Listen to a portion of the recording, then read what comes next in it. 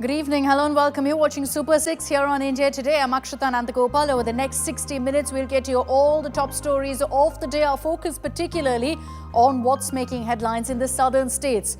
But this evening, we're going to be talking about the political showdown that's been playing out over Rahul Gandhi's allegations that came in last week, of course, of vote chori.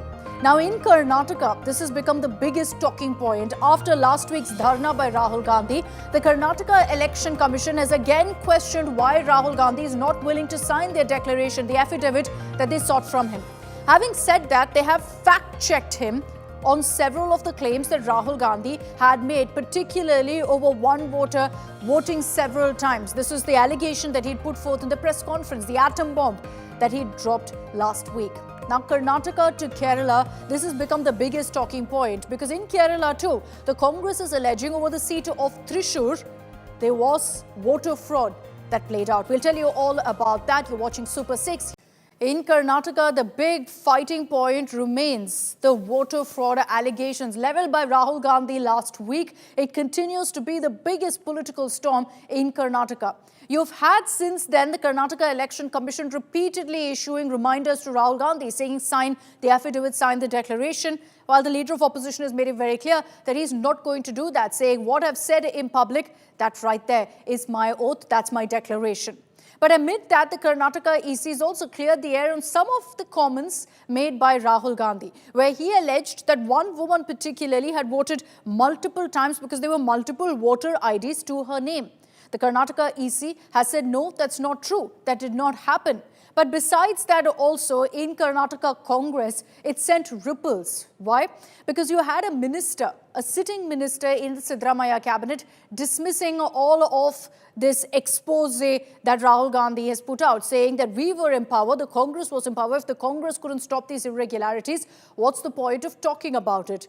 Now, under high command pressure, that minister has been sacked by Siddaramaiah. Let's round up for you all the day's developments coming in from Karnataka in this report first. Rahul Gandhi's expose alleging vote theft takes center stage in Karnataka. The Election Commission has rejected Rahul Gandhi's claim of fraud in Karnataka voter list. The EC cited a document shown by the leader of opposition about a voter named Shakunrani voting twice and claimed it was not issued by the polling officer. The Karnataka EC also quoted Shakunrani, saying that she had voted only once. The poll body demanded that Rahul Gandhi back his claims with proof. Last week, Rahul Gandhi had claimed a theft of more than 1 lakh votes in the Mahadevpura assembly segment of Bengaluru Central seat during the 2024 Lok Sabha elections. अब मैं आपको बताता हूं शकुन रानी की कहानी। First time voter बनी है, 70 साल की आयु है, एक बार फॉर्म 6 का प्रयोग किया और उसके कुछ ही महीने बाद दूसरी बार फॉर्म 6 का प्रयोग होता है।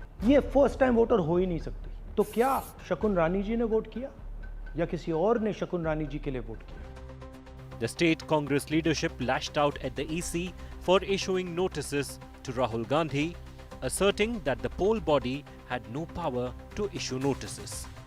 Whatever documents Election Commission is asking, my leader has exhibited in the public. He has given a presentation. They have already got it. They are already making a research of it. They know whatever is wrong. He has answered it already in the public. The BJP launched a counter-attack, calling Rahul's claims fake. When Rahul Gandhi was here last week in Bangalore, after that protest, Rahul Gandhi was supposed to meet Election Commission. Rather than doing that, he ran back to Delhi. Why is that? Because they lack proofs.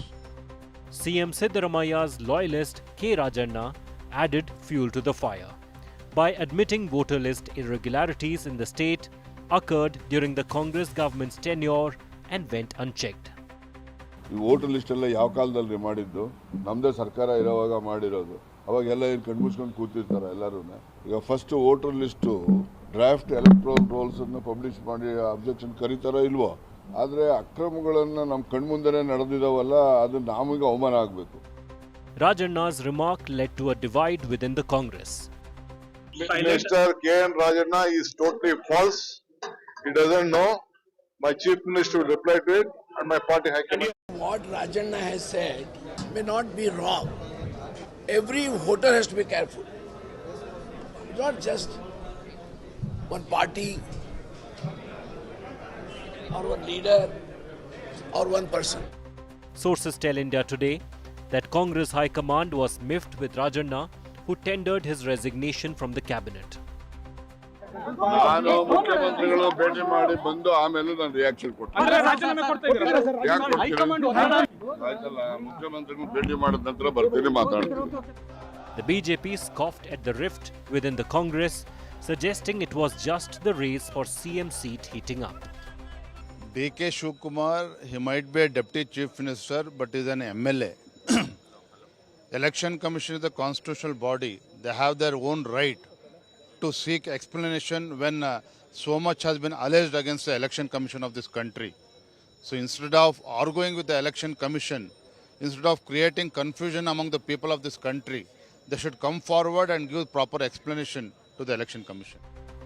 Rahul Gandhi's vote chori allegations against the Election Commission of India has created ripples in his own party's rank and file, as well as state politics.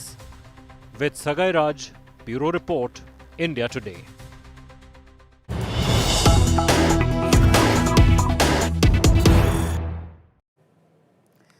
And the confirmation is in that Minister Rajanna, who is actually a close aide of Chief Minister Siddaramaiah, has been forced out of the cabinet. Under pressure from the High Command, Chief Minister Siddaramaiah has communicated to the Karnataka governor that Rajanna is now out of his cabinet. Remember that Rajanna, Siddaramaiah aide, part of his cabinet, had made a comment essentially suggesting that if there was any voter fraud, it's the Congress to blame because it happened under their watch in Karnataka, suggesting that if it was in the 2024 elections, it was the Congress that was in power in the state.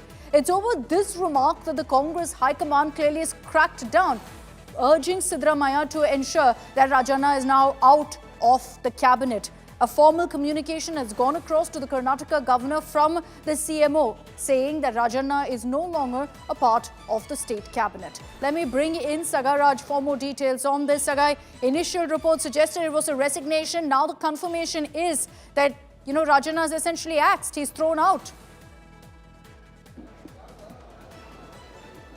Absolutely. He was been dismissed from the cabinet as per our sources, which have confirmed that the High Command was embarrassed after his statement stating that it was our government which was in power when the better list was being made. Why the government was keeping quiet, why we were closing our eyes and did not appraise the issue at that point of time. So this particular statement has brought a lot of embarrassment, especially after India Today has reported the High Command taken cognizance of it, and subsequently they have spoken to Karnataka Chief Minister Siddaramaiah asking them to remove him from the cabinet.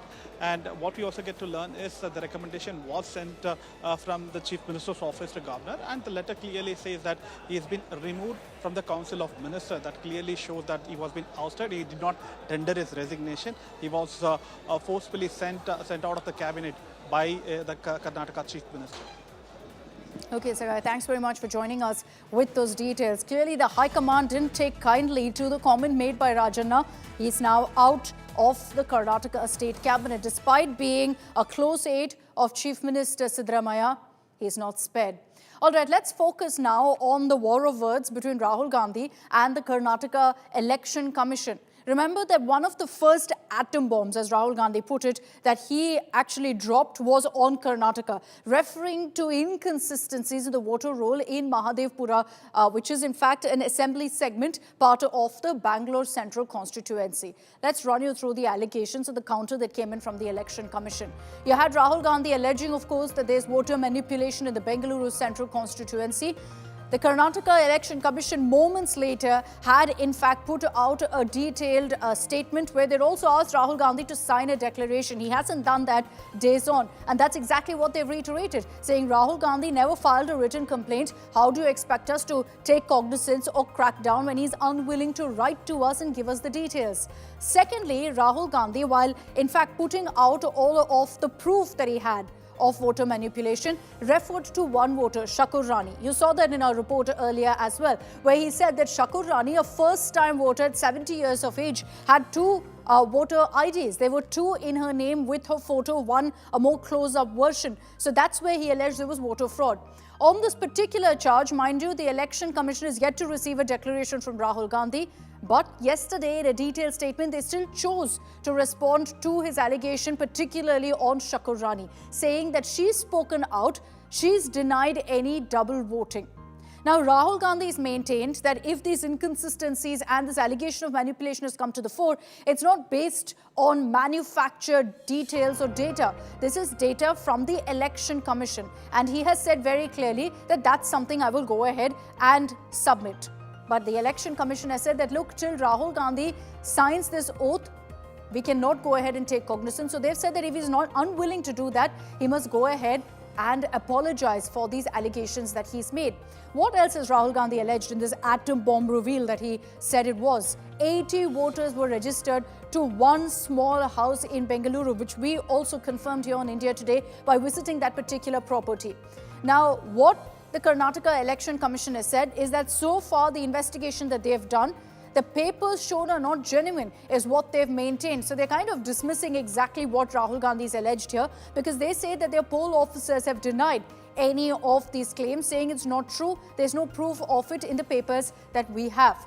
Rahul Gandhi also alleged that electoral evidence was destroyed, CCTV was destroyed. He says that when the Congress asked for some of the voter rolls, none of it is given digitally. It's given in hard copy. So he says it's almost 7 feet of paper that we have to go through, which is why they chose one pocket of Mahadevpura. Now, Election Commission says there's no question of destroying any evidence, that anyone who wants CCTV must request for it within 45 days. Beyond that, the time period lapses. So this gives you a sense of really how things have played out in the last few days between Rahul Gandhi and the Election Commission. I want you to listen in now to exactly what the leader of opposition said today on the Karnataka EC's clarification. Did he go ahead and counter it? He maintains he will not sign any declaration. Listen in. अरे भाई उन्हीं का data है, वो अपने website से वही data निकाल दें. मेरा डेटा थोड़ी है कि मैं साइन करूं, उनका डेटा है. मतलब डिस्ट्रैक्ट करने का काम है. आप ये मत सोचिए कि सिर्फ बेंगलोर में हुआ है ये देश में अलग अलग कंस्टिट्यूएंसीज में हुआ है और इलेक्शन कमीशन जानता है. इलेक्शन कमीशन जानता है कि वो उसका जो डेटा है वो फटेगा. जो उसको अभी वो कंट्रोल करने की कोशिश कर रहा है, छुपाने की कोशिश कर रहा है, उसको हम निकाल देंगे. ठीक है, और वो फटेगा, वो जानता है. So Rahul Gandhi there once again reiterating that this is EC data, so there's no question of him going ahead and signing any sort of declaration or affidavit. Let me bring in on this broadcast Prashant GS, our spokesperson of the Karnataka BJP. We also have Mr. Brijesh Kalapa, spokesperson of the Congress. Namaskara to both of you. Thank you very much for your time. Mr. Brijesh Kalapa, I'd like to begin with you, because the question the BJP is constantly asking days after the press conference by Rahul Gandhi is why is he unwilling to go ahead and sign a declaration? Because if he does, then the onus is on the Election Commission. The wheels get turning there for an investigation. See, I think the very fact that the Election Commission is asking for an affidavit is absolutely weakening their case, because there have been large-scale frauds, irregularities which have been brought to the attention of the Election Commission.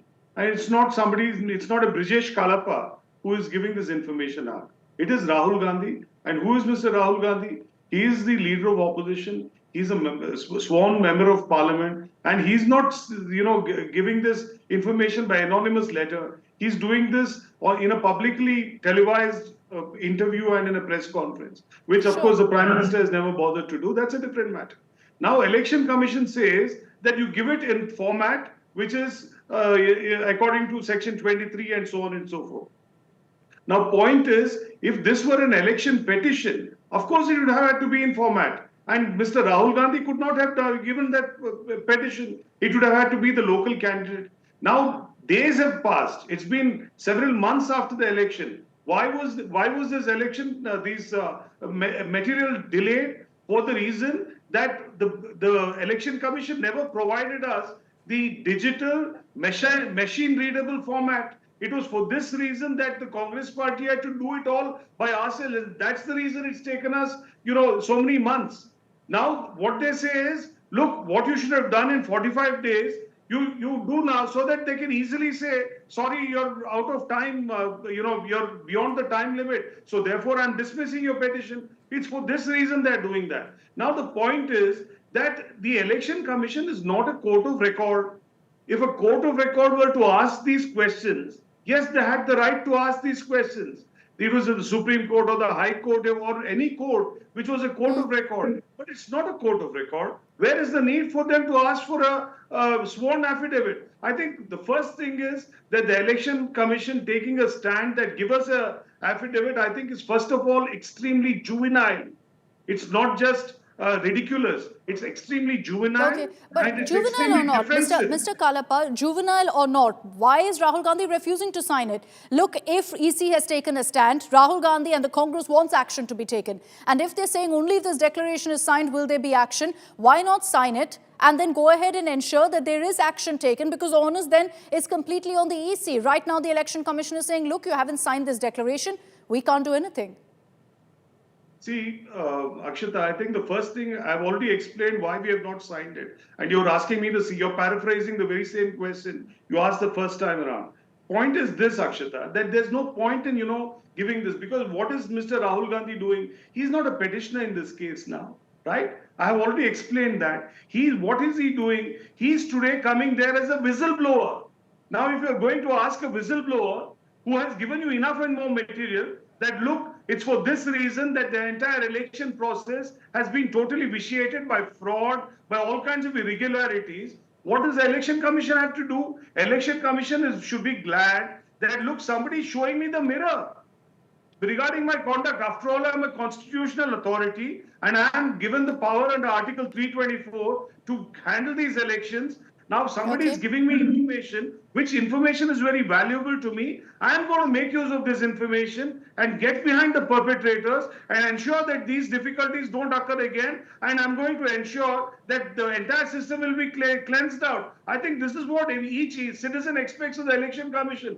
Nobody expects the Election Commission to say, okay, how dare you, Rahul Gandhi, come and give us this material. We are above God. We are above the Supreme Court. Therefore, if you're going to do anything, now come in proper format and I'll teach you a lesson. Is this what we expect as citizens?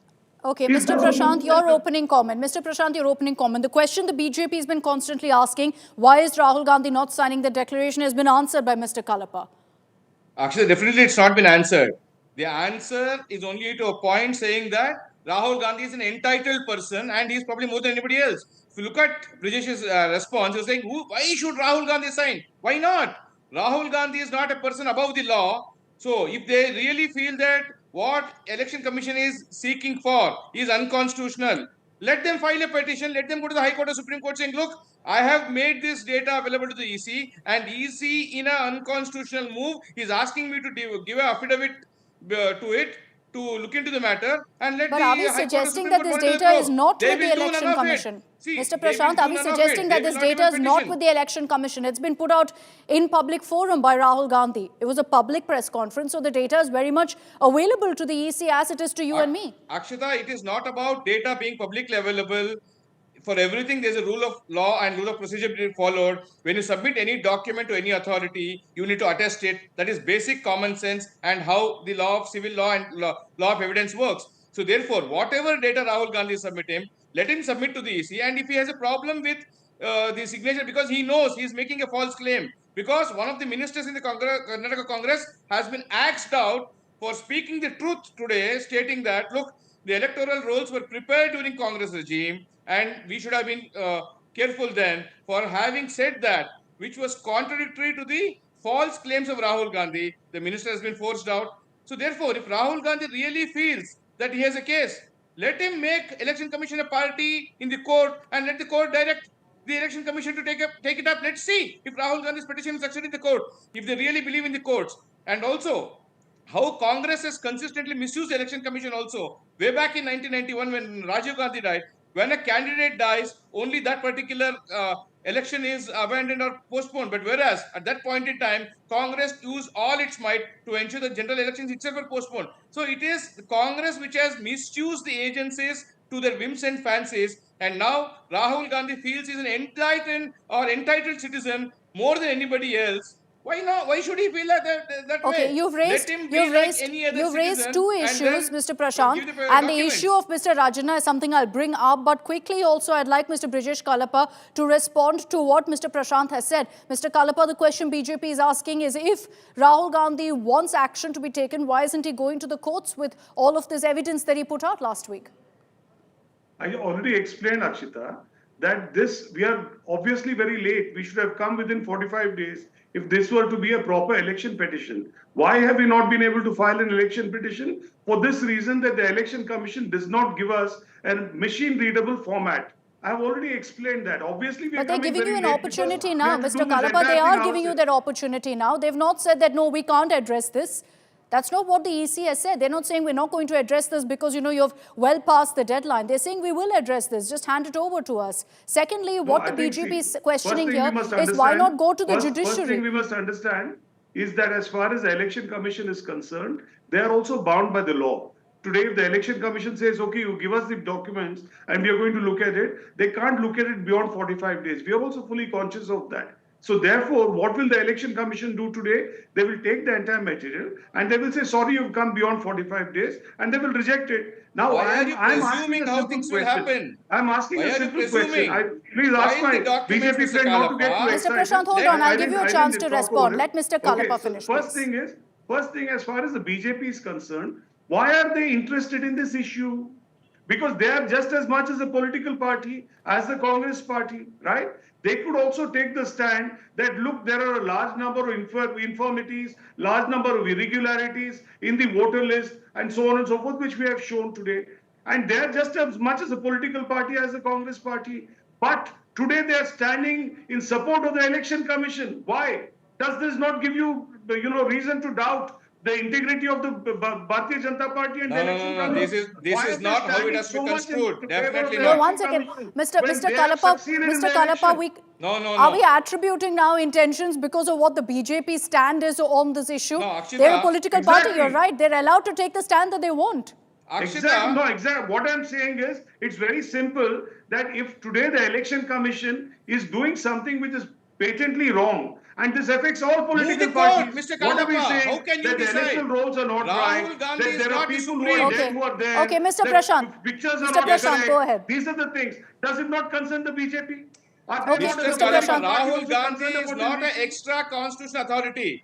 Rahul Gandhi is not above anybody. So just because Rahul Gandhi makes a claim, BJP need not accept it. If Rahul Gandhi really has the documents, let him prove it in the court. And moreover, he has used data of people and brought out their names in public. He has violated the privacy of citizens who have voted. Which means, has he taken the consent that I'm going to use your data in public? Is that what Rahul Gandhi has done? He has defamed the people who have voted in the elections publicly. He's defamed them. He's shamed them, saying that they voted twice, and they have reported saying they have not. Which means, who gave the right to Rahul Gandhi to defame the people who voted? He's done that. If he has got all the proof, let him go to the court. Okay, but Mr. Prashant, the question that Mr. Kalapa has raised. Why is Congress afraid of the courts? Akshita, let Brijesh Kalapa answer. Why is Congress afraid of going to the court? Don't they believe in judiciary? They never believed it. Because the way Constitution was amended during 1975, 39 to 42nd Amendment. Okay, you've raised a question. Mr. Prashant, you've raised a question. Let Mr. Kalapa respond. See, I've already explained why we can't go to court. This is the fourth time I'm explaining the same thing.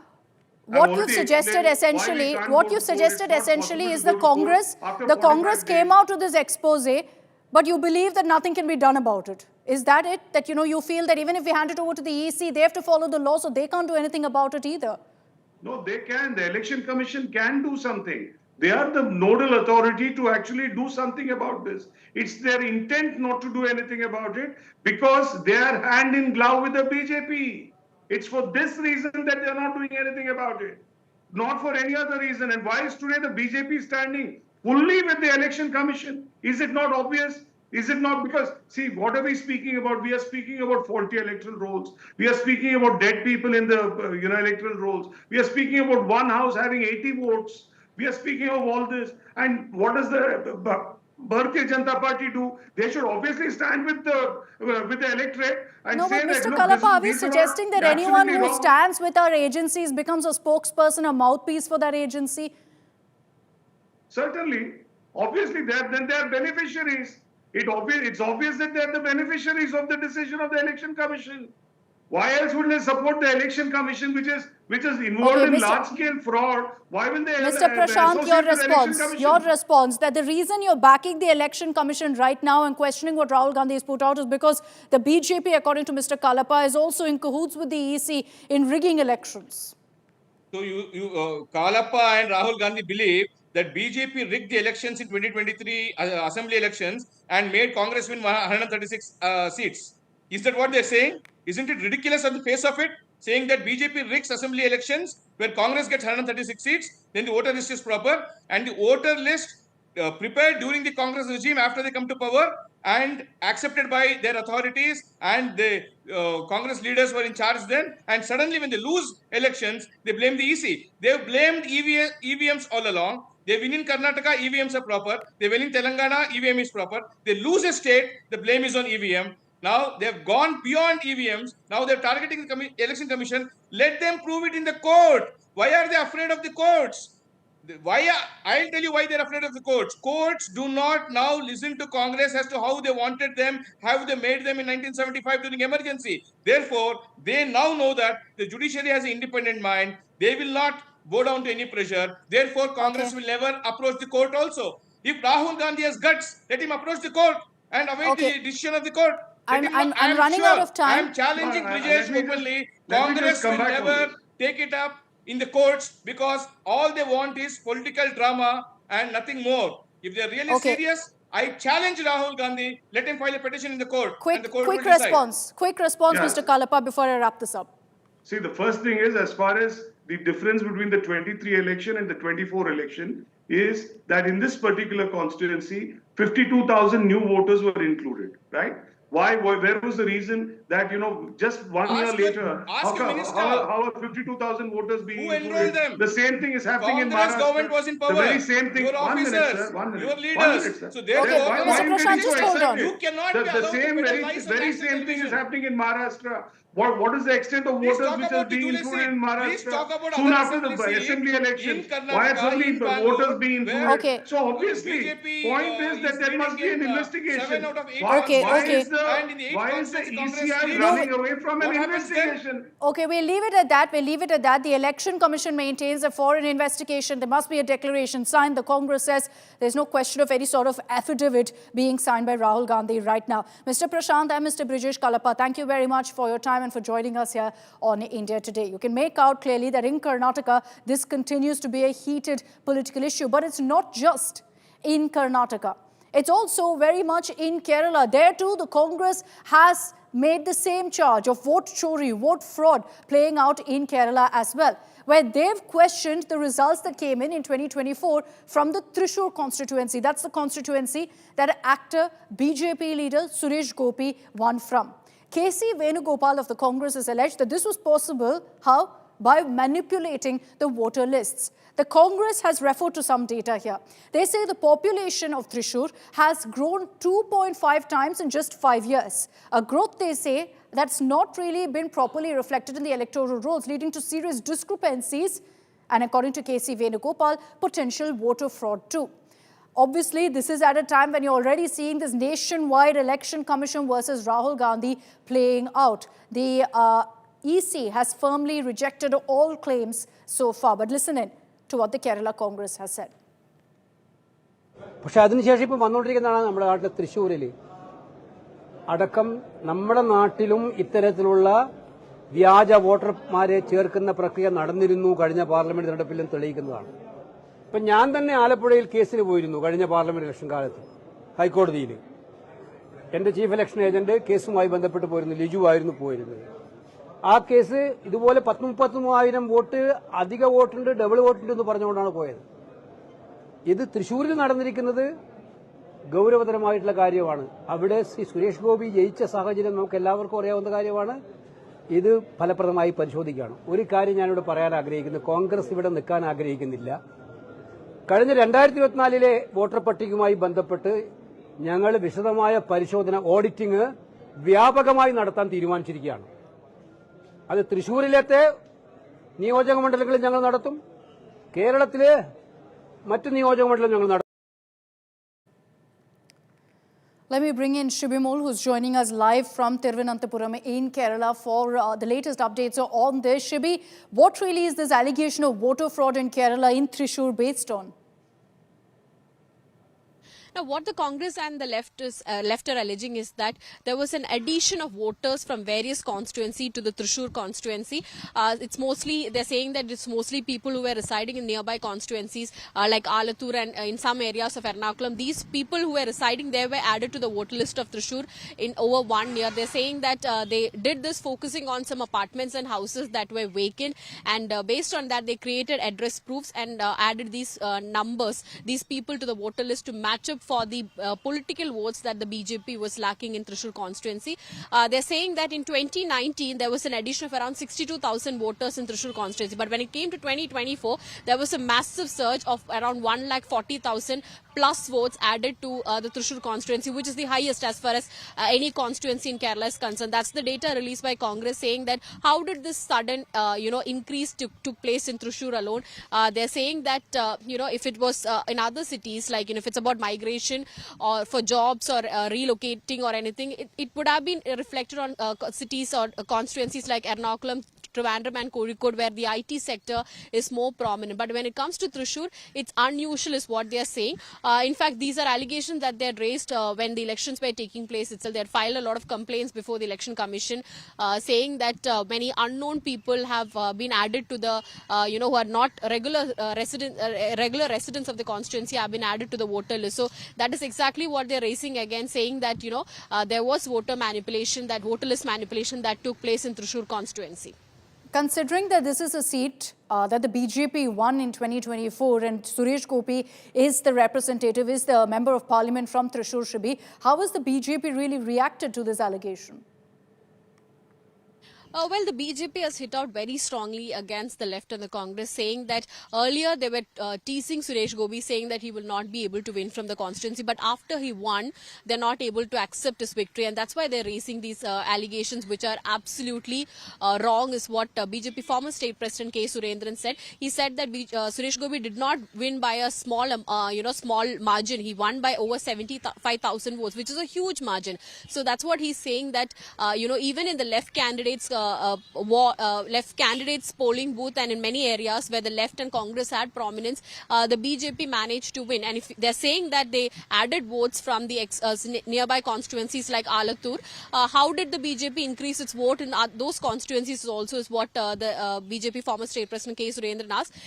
He said that, the CPIM in its internal meetings have said that the basic Hindu votes of the CPIM had gone to BJP in Thrissur, and that's why they lost the election. The Congress candidate K. Muralidharan alleged that his own party workers led to his loss in the political fight inside the internal fight inside the Congress party led to his loss in Thrissur. So there are live examples like these in front of people. So how can they say that Suresh Gopi won through voter list manipulation? Okay, all right. Thanks, Shibi, for joining us with all of those details. We'll leave it at that. The voter fraud controversy spreading from state to state right now with different issues, different seats, different constituencies being raised by the Congress.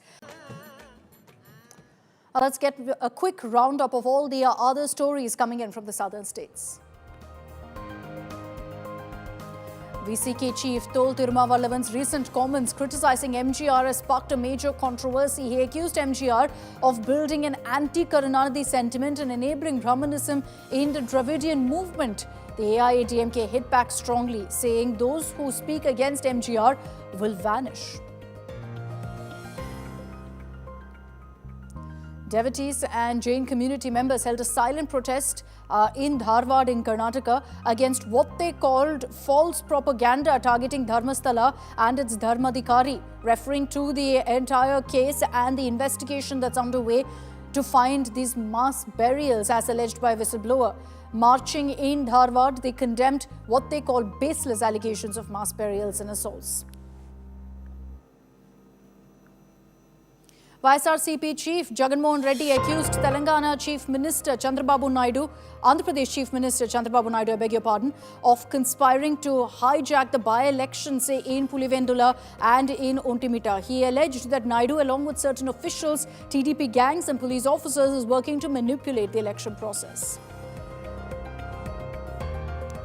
Lyricist Vairamuthu sparked controversy with his comments on Lord Ram, claiming Ram lost his mind after losing Sita. Citing Vali's dialogue from Kamban's Ramayana, he said Lord Ram committed a crime in an insane state.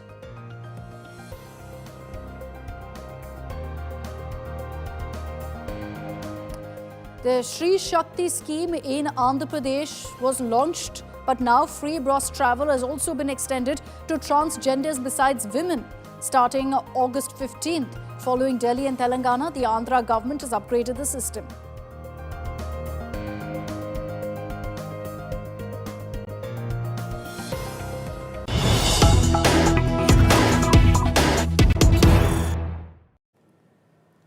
Let's get you breaking news that's coming in. Ukrainian President Zelensky has spoken with Prime Minister Modi, and Prime Minister Modi has confirmed this conversation with a social media post that reads, and I quote, "Glad to speak with President Zelensky and hear his perspectives on recent developments. I conveyed India's consistent position on the need for an early and peaceful resolution of the conflict. India remains committed to making every possible contribution in this regard, as well as to further strengthening bilateral ties with Ukraine."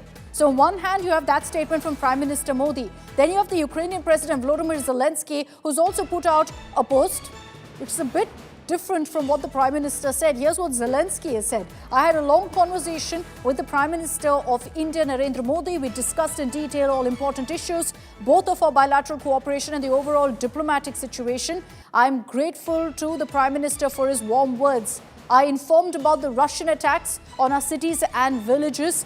And this is at a time when there's finally a diplomatic possibility to end the war. Instead of demonstrating readiness for a ceasefire, Russia is only showing its desire to continue. It's important that India is supporting our peace efforts and shares the position that everything concerning Ukraine must be decided with Ukraine's participation." Now, according to Zelensky, there's also been a discussion on Russia with regards to limiting the export of Russian energy, particularly oil. And this is what Zelensky has said was discussed in that particular meeting, conversation. Let me bring in Pranay Upadhyay of India Today Global for more details on this. Pranay, the timing of this extremely important because you've just had a few days ago Prime Minister Modi speaking to President Putin, days away also from a Trump-Putin meeting in which Zelensky is trying hard to ensure that he is made a part of the dialogue, and he claims he's mentioned that as well. Indeed, Akshita, and also exactly a year ago, Prime Minister Narendra Modi was in Kyiv and he had a bilateral meeting with the Ukrainian President Volodymyr Zelensky. So this meeting, this telephone call came at a very crucial juncture, as you also rightly mentioned, that this phone call was ahead of this Alaska summit between Russian President Vladimir Putin and US President Donald Trump, where President Zelensky is also trying to go and attend this, this summit. But as far as the government of India's statement is concerned, let me read this statement as well, because Prime Minister Narendra Modi reaffirmed India's consistent position for the peaceful settlement of the conflict and support for the efforts aimed at the earliest restoration of the peace. Prime Minister Narendra Modi also, President Zelensky also thanked India for its support, and as far as India's position is concerned, that India has always advocated for the diplomatic solution and a peaceful solution of Russia-Ukraine conflict. So Prime Minister Narendra Modi and Ukrainian President Volodymyr Zelensky had a telephone call. They had this engagement, and as far as the Indian position is concerned, the leaders also reviewed the progress as far as the India-Ukraine bilateral relations are also concerned.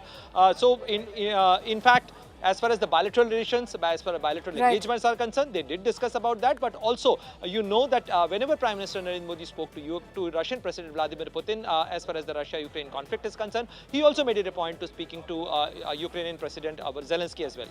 Correct. We have always made it clear that we are for peace when there is any sort of conflict. Now, Ukraine and Zelensky claim that there was also a conversation about Russian imports, but we'll wait for India's word on that. Thanks, Pranay, for joining us with those details.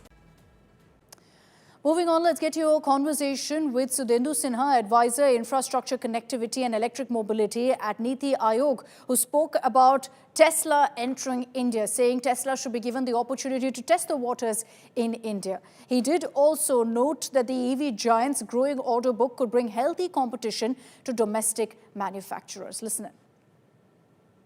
We see has there been any kind of commitment or conversations with Tesla that they would probably get more models and probably maybe in the near future after testing waters they would be willing to establish a facility in India? Any hints on that front, sir? So let me put it this way. Initially when we had created a paper, it was something like that. I'm aware that that has gone through multiple iterations and the way final approval has come, it has got its own provisions. I am not very much aware of the very minute details of the provisions which are there. But yes, I would say that once they are here, these Tesla people are here, they should also be exploring opportunity. And that is why the offer is, they should be looking for an opportunity that they create the manufacturing base in India, and they should help our, that will indirectly help our own automobile sector to grow.